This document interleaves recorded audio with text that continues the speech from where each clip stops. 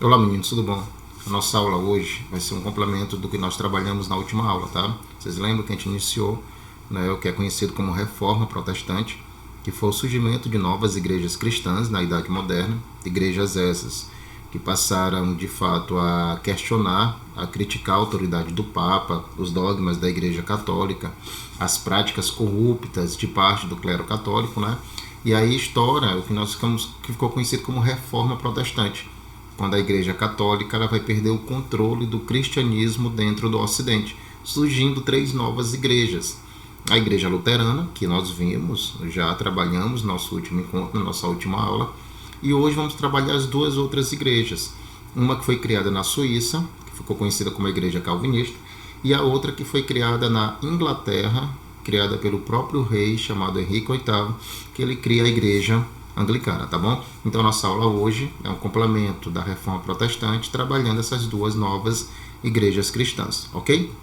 Bem, meninos, João Calvino, ele era um teólogo francês. Ele até tentou fazer a sua reforma na França, no seu país natal, né? Só que a França era um país oficialmente católico. Significa o quê? Que o governo francês era ligado à Igreja Católica. Então lá o João Calvino ele não teve o apoio necessário, ele não teve as condições necessárias para fazer a sua reforma lá. Na verdade, ele estava até correndo risco de vida, não é? E ele acaba meio que sendo expulso da França, exilado, e aí consegue promover a sua reforma na Suíça. Ele foi profundamente influenciado pelas ideias de Lutero, pelas ideias daqueles precursores que nós trabalhamos na última aula, não é? Wycliffe, John Huss, tá certo? Só que a reforma dele, que foi feita na Suíça, a Suíça era bem diferente em relação, por exemplo, à Alemanha, que Lutero fez a sua reforma.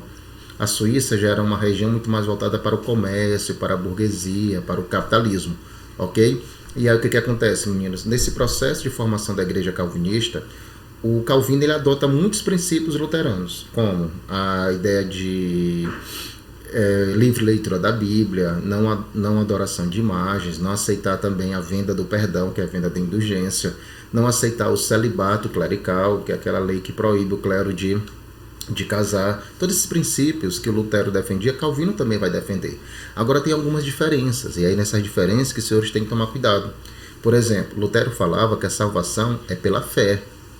Calvino acreditava que para você se salvar não basta ter fé, você tem que ser escolhido por Deus. É a chamada salvação pela predestinação, você tem que ser predestinado, você tem que ser escolhido por Deus, tá? Então, na ideia de Calvino, se você é escolhido, você se salva. Aqui que tu pode me questionar, professor, como é que a gente sabe se eu sou ou não escolhido segundo a reforma calvinista? É bem simples. Para Calvino, aquelas pessoas que trabalham, aquelas pessoas que prosperam, que conseguem empreender, conseguem melhorar de vida, essas pessoas são escolhidas por Deus. Ou seja, Calvino valorizava muito o trabalho, valorizava muito essa visão empreendedora da vida, de você produzir, de você enriquecer, tá certo? Por isso que tem um detalhe importante.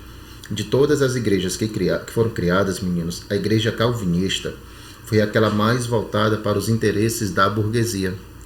Foi aquela igreja muito voltada para as práticas capitalistas comerciais. Por isso que tem um ponto importante.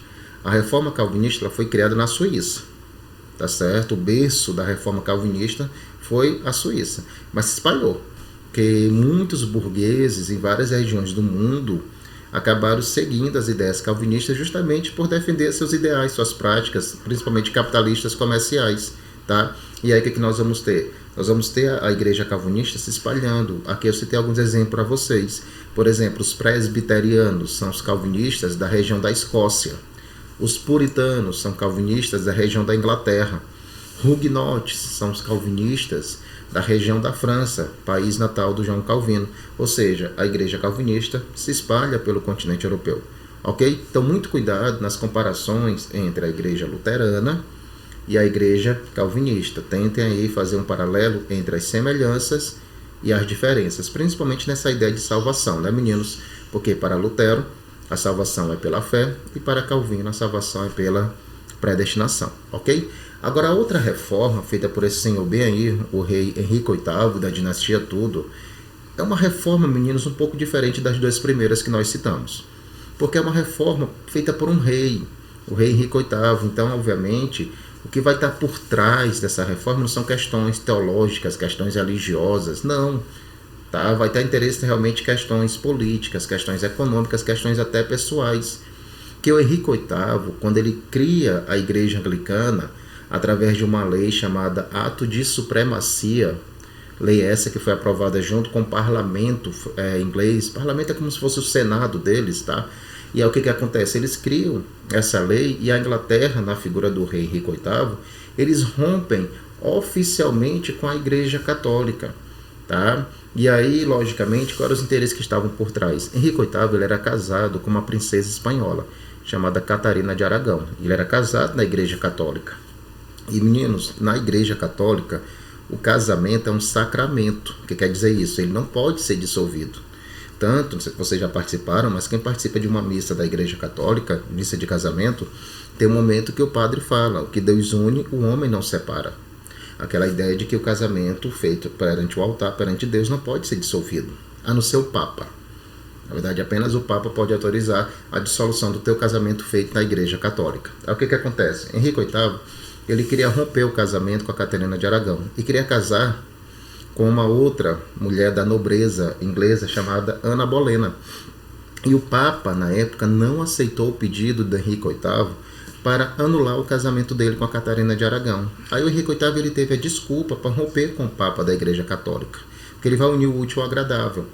Ele rompe com o Papa, tá? Ele anula o casamento dele com a Catarina de Aragão, ele casa-se com Ana Bolena e cria uma nova igreja chamada Igreja Anglicana. Agora, olha um detalhe. O Henrique VIII ele passa a controlar a arrecadação de um imposto que até hoje tem, é o chamado dízimo, que todas as pessoas pagam 10% dos seus rendimentos por mês para a igreja. Hoje é facultativo, paga quem quer, de acordo com a sua fé. Nessa época não, era obrigatório. Então Henrique VIII, na condição agora de líder da Igreja Anglicana, que passa a ser a igreja oficial da Inglaterra, ele passa a controlar a arrecadação desse imposto, enriquecendo. Ele confisca as terras que a Igreja Católica tinha na Inglaterra, aumentando seu poder material. Em outras palavras, Henrique VIII, ele passa a ter mais riqueza, ele passa a ter mais poder material, ele passa a ter mais poder político. Por isso que a gente afirma que a reforma anglicana, esse rompimento que o rei fez com a Igreja Católica, com o Papa, teve uma questão pessoal, que era anular o casamento dele e casar com Ana Bolena, e teve uma questão política, que ele confiscando as terras da igreja, ele confiscando as riquezas promovidas pelo dízimo que as pessoas pagavam mensalmente, ele se torna um rei extremamente poderoso na Inglaterra. Podemos até afirmar, guarda esse nome que a gente vai falar mais na frente. Ele trouxe para a Inglaterra um tipo de governo que nós chamamos de absolutismo. O que é um absolutismo? É quando todos os poderes se concentram nas mãos do rei. Ele vai ter um poder absoluto. Então não esqueçam, a reforma anglicana na Inglaterra, ela tem um teor mais político pessoal do que religioso, diferente da reforma luterana e da reforma calvinista. Tudo bem? Então aqui encerramos nossa aula.